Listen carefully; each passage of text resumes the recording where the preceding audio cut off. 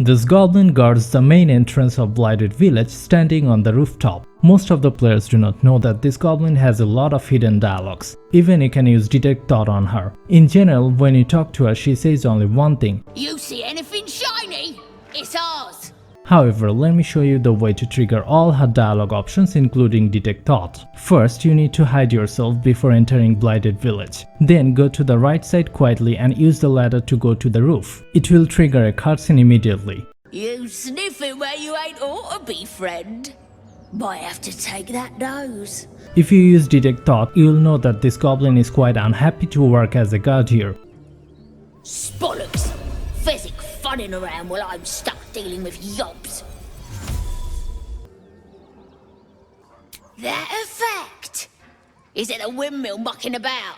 Wouldn't stray again if I were you. However, if you play as a Drow, the conversation will start with a different dialogue. You sent from Moonrise, Drow.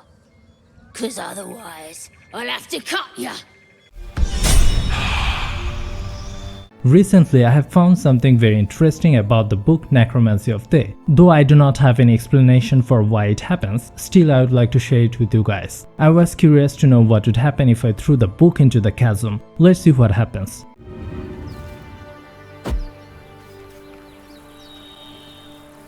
Well, it just comes back to you no matter how many times you try. It feels like you are throwing the book to the chasm and someone else is throwing it back. I don't know why it happens. If you know the reason, please let me know in the comment section. Before reaching the goblin camp, we usually encounter a checkpoint where this goblin grants us permission to proceed. But here, a lot of players miss the war drum. If you play this drum using your performance skill, then a cutscene triggers where you get information about the backup goblin soldiers. But I was curious to know what would happen if I kill the backup goblins before playing the drum. First, let me show you the cutscene by playing the drum.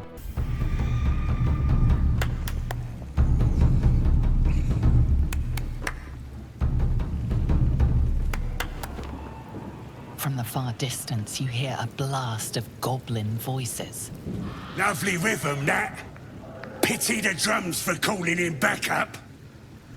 Don't worry. Seeing how you made us dance, I won't let them kill ya. This time.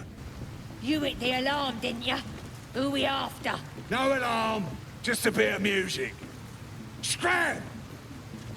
Okay, now I'll kill the backup soldiers and try again. Let's see what happens. The echoes of the drum beat fade to silence. Okay, so here is the difference. From the far distance, you hear a blast of goblin voices. The devs truly thought of everything.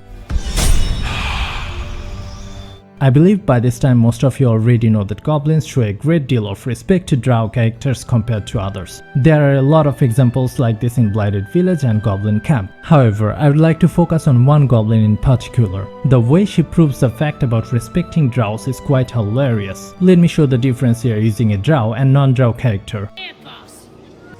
Keep your paws to yourself, and I won't cut them off. Don't be looking at my stuff. Just scraping up some pieces, Majesty. Don't mind me. All the good bits is yours, of course.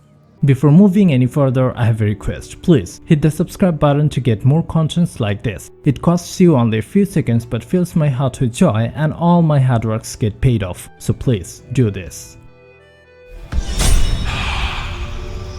Making wise decisions in Baldurs Gate 3 can be very challenging sometimes. While playing the game, players face a lot of confusion in decision making. For example, we can talk about killing the hag in Act 1. I know most of you will easily choose not to kill her for the permanent +1 buff. But if you do not kill her, you miss some valuable loot from her corpse. Especially, I love this amulet so much. So is there any way to get the buff even after killing her? Well, actually there is a way to get both her loots and the permanent +1 buff. Let me show you how. After talking to Ethel in her house for the first time, you need to leave the conversation in the midway. After that, go near her underground stairs and use arcane lock on it. It will trigger a fight and Ethel will try to escape. To prevent her from escaping, I would recommend you to use fog cloud near the stairs. Also, don't forget to save the game at this stage. Now use non-lethal attack and start striking her. Once she is knocked out, loot her body.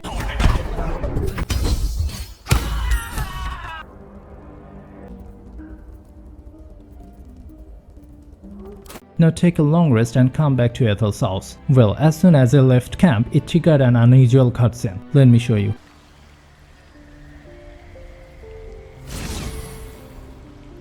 You come to my home, interfere in my business, and now have the gall to face me in the heart of my lair? You petulant bollocks!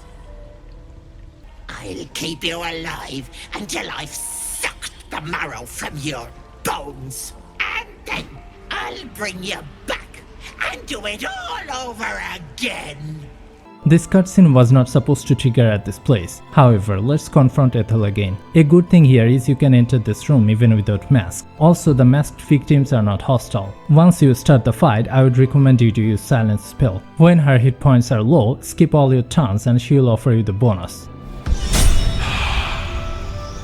When you first try to open the necromancy of Thay, one of your party members will show reaction to it. Actually, all your party members has a unique reaction to this. To see everyone's reaction, you'll have to reload the game for each party member, skipping them in your party. Let me show you. Curious. Why don't you take a closer look? I'll observe from back here. That looks terribly heavy. Why don't you let me carry it for you? We surely shouldn't leave such a threat out, where anyone could stumble across it. A cursed book. How obvious. Whoever opens it deserves the fate that befalls them. Please don't open the creepy book. Unfortunately, Gale didn't show any reaction to this.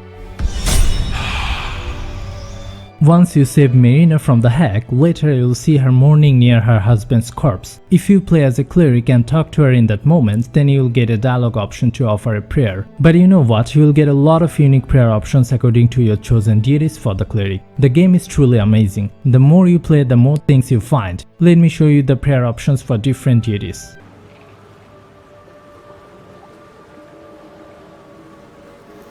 I miss him. Every moment of every day. God damn it.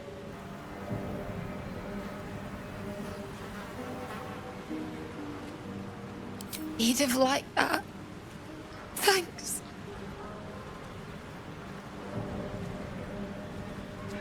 What in the hells was that? Get away from us! Now! You fool turned down the divine. He'd have liked that. Thanks. Fool turned down the divine. God! Why wasn't it me? Connor! He'd have liked that. Thanks.